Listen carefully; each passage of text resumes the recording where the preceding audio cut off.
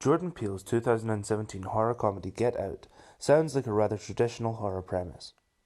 A young couple arrives at a secluded cabin home and must escape from a deranged family, only for the girlfriend of the couple to betray the boyfriend in favour of her family.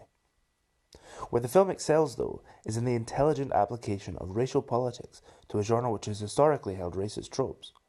To understand the complex analysis Get Out enacts towards the horror film, we must first look at the racialization of Hollywood horror. Horror did not meaningfully contend with racism against black people until the zombie film came to prevalence.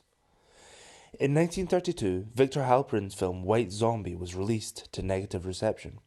The film's use of zombies is a descendant of the westernized image of Haitian voodoo practices, where the zombies are risen by magic.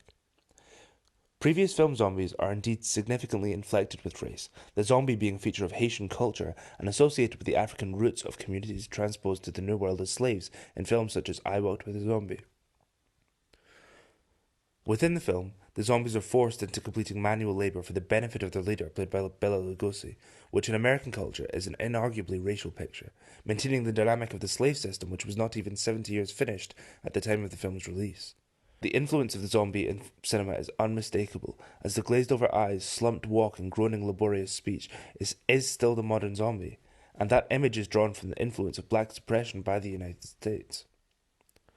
When discussing the racist imagery that theatres were told to use to promote the film, theorist Jennifer Fay says, "Those and other racialized stunts designed to promote the film's sensational tale of black magic and white bodies trade on the lurid mixture of xenophobia, exoticism, and sexual slavery, all within the thrall of a form of cinematic possession." Get Out is built from and rejecting this idea. The control and ownership of black people within the film plays into this exoticism. Some people want to be stronger, faster, cooler. Black is in fashion. The fetish of black bodies has become a motivation to zombify young black people and use their bodies as vessels for the labour of holding another person's being.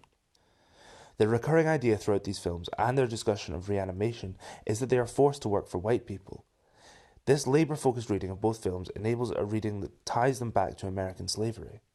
Get Out especially is obsessed with the aesthetics of the American slave era. The house the Armitages live in is reminiscent of a plantation home. Jeremy dresses like a cliched slave owner, and Rose's final outfit dresses her in a classical rich American hunting outfit. Chris is deliberately out of place here, not only because of the colour of his skin, but because of his mode of speech, his dress sense, his digital camera and phone. He seems, to the audience, normal, which sets him apart from this almost historical setting.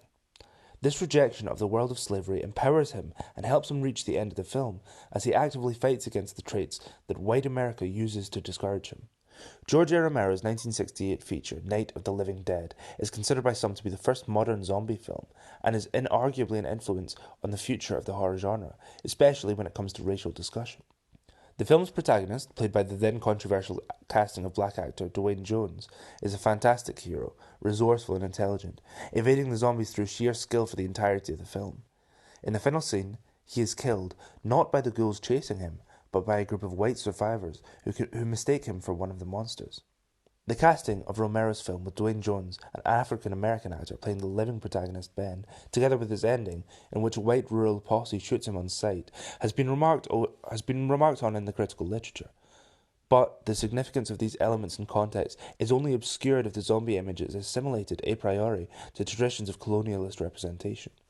The originality of the movie in this respect is correlated precisely with the absence of any explicit reference to Ben's race in the course of the film. Though the intention of the film was not racial, with the script being written before and unaltered after the casting of Jones, the cultural image of a lone black survivor being murdered because of his assumed zombification held a lasting impact, one that Get Out intentionally plays with. From the beginning of the film, Chris is deliberately equated with the deer. After him and Rose hit the deer at the start, he looks into its dying eyes and they become linked narratively. As such, a couple scenes later, when we see Rose's father, Dean, threaten the deer and argue that they need to be eradicated, the audience is unsettled. The deer metaphor continues into the final act, where Chris is framed directly below Dean's prize stag head. He then reverses the metaphor suddenly. Instead of being prey, he becomes the predator. After disabling Jeremy, he kills Dean with the antler horns, successfully freeing himself. However, once leaving the house, he is chased with a hunting rifle, and once again finds himself as powerless as a deer caught in headlights. Throughout the film, comparisons to other animals also underscore Chris's objectification by the white family surrounding him. He is, at various points, called a beast and a dirty dog, signifying the way that the Order view him as nothing but an animal to be tamed.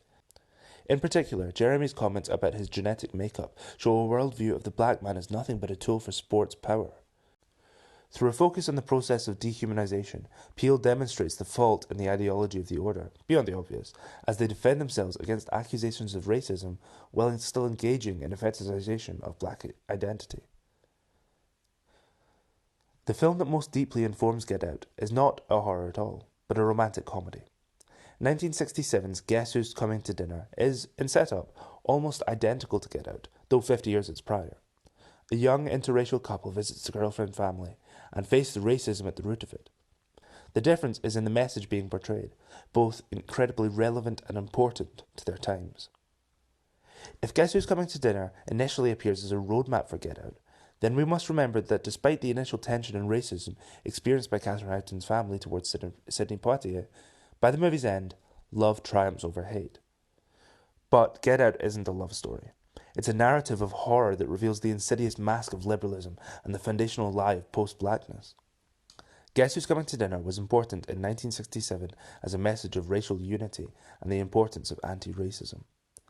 Get Out is important in 2017 because the continuing effects of racism in Hollywood and in America as a whole create a world of continuing racial prejudice, now with a more convincing mask than before. Get Out is brilliant, not just because it manages to do black horror well, but because it has no choice but to.